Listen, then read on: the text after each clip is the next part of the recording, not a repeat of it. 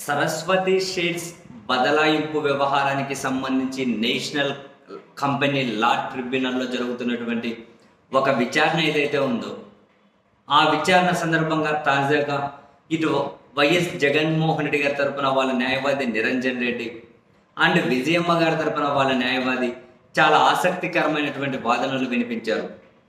జగన్ గారి తరపున నిరంజన్ రెడ్డి గారు వాదనలు వినిపించుకుంటూ ఒక అన్న తన చెల్లెల మీద ప్రేమతో అభిమానంతో తన ఆస్తిలో వాటా ఇవ్వాలనుకున్నారు.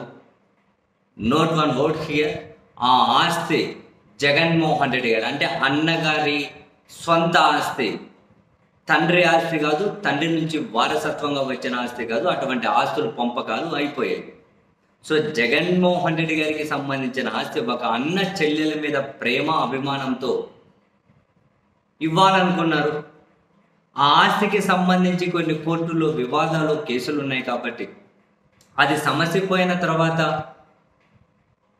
ఆస్తి బదలాయింపు జరిగే విధంగా 2019లో తల్లి చెల్లెలు సమక్షంలో ఒక ఎంఓయు కుదుర్చుకున్నారు. అయితే ఆ తర్వాత చెల్లెలు అన్నకు వ్యతిరేకంగా రాజకీయం చేయడం, అన్నను దూషించడం, అన్నకు నష్టం కలిగే విధంగా ప్రతిచర్య చేసుకుంటూ వచ్చారు. అన్నను దూషించి వ్యతిరేకించి ద్వేషించే రాజకీయ పార్టీలతో ఆమె చేతులు కలిపారు. సో అన్నేమో ప్రేమ అభిమానంతో ఆస్తిలో వాటా ఇవ్వాలనుకుంటే చెల్లెలేమో ద్వేషాన్ని ప్రదర్శించుకుంటూ వచ్చారు.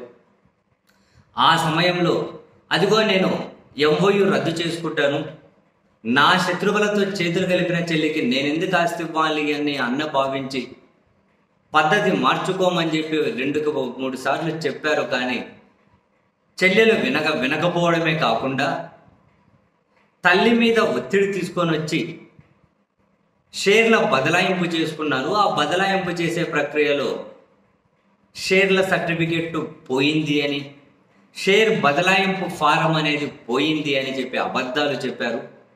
51% వాటాదారుగా ఉన్నటువంటి జగన్మోహన్ రెడ్డికి తెలియకుండా ఇలా చేయడం చట్ట విరుద్ధం.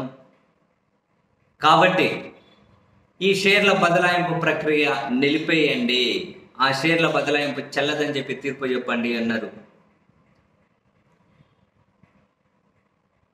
నిరంజన్ రెడ్డి గారు.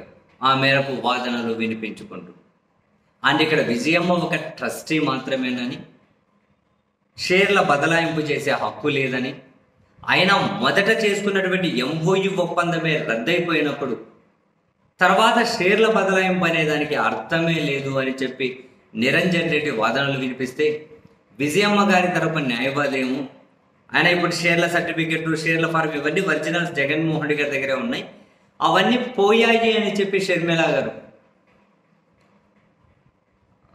షేర్ల బదలాయింపు చేసుకున్నారు అని.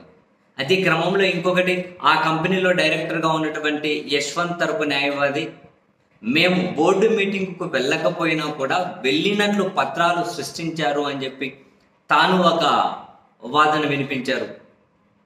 అండ్ ఈ క్రమంలో విజయమ్మ గారి తరపు న్యాయవాది జగన్మోహన్ రెడ్డి గారు విజయమ్మ గారు కలిసే ఉన్నారు.